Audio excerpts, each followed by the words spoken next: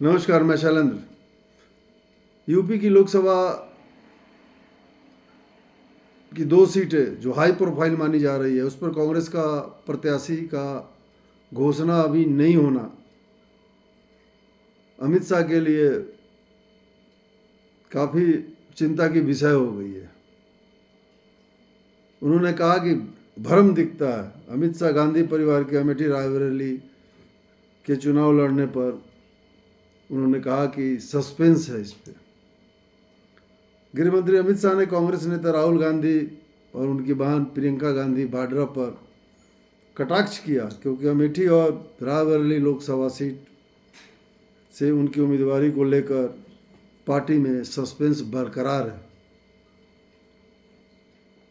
संवाददाता सम्मेलन में को संबोधित करते हुए अमित शाह ने कहा कि भ्रम से पता चलता है कि उनमें आत्मविश्वास की कमी है।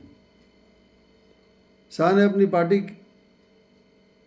के उस तंज को भी दोहराया कि गांधी परिवार उत्तर प्रदेश में अपनी पारंपरिक सीट छोड़कर भाग गया। राहुल गांधी, जो स्मृति ईरानी से हारने तक अमेठी सीट से चुनाव लड़ा करते थे, वे केरल के वायनाड से चुनाव लड़ने चले गए और लड़ रहे हैं, जबकि सोनिया रायबरेली से सांसद रहे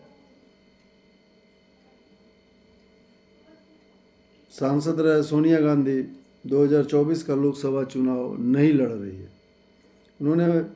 उन्होंने कहा, अमित शाह ने कहा कि मुझे नहीं पता कि वे चुनाव लड़ेंगे या नहीं, लेकिन जितना भ्रम है उससे पता चलता है कि उनमें आत्मविश्वास की कमी है। उत्तर प्रदेश में स्थिति यह है कि वे अपनी पारंपरिक सीट छोड़कर भाग गए हैं। शाह ने कहा कि कांग्रेस के उम्मीदवारों की अभी घोषणा नहीं हुई है। सूत्रों ने बताया कि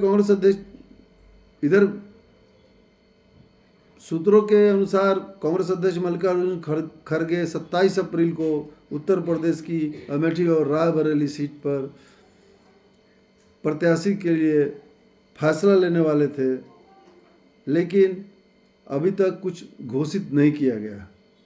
20 मई को 5वें चरण में मतदान है और 20 मई को 5वें चरण के मतदान होने के बावजूद कांग्रेस ने अभी तक हाई प्रोफाइल सीटों के लिए उम्मीदवारों की घोषणा नहीं की है।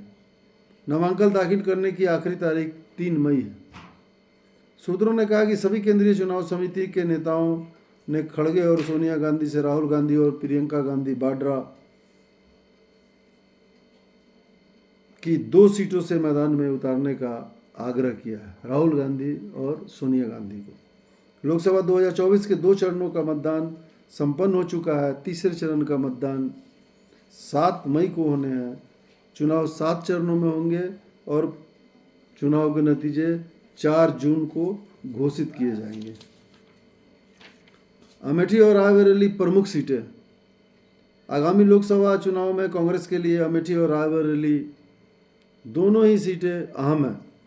2019 के लोकसभा चुनाव में कांग्रेस राहुल गांधी को केंद्रीय मंत्री और बीजेपी नेता स्मृति ईरानी ने अमेठी से हरा दिया था। ईरानी को बीजेपी ने फिर से अपना प्रत्याशी बनाते हुए अमेठी लोकसभा में क्षेत्र से उन्हें उतार दिया है।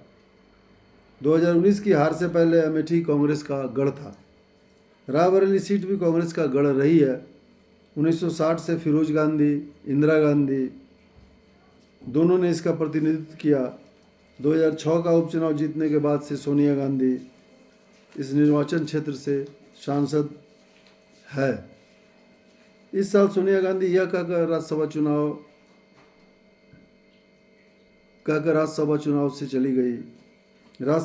में चली गई कि वह इस बार लोकसभा सीट नहीं लड़ेगी, क्योंकि सोनिया गांधी आजकल काफ़ी अस्वस्थ भी रहती है।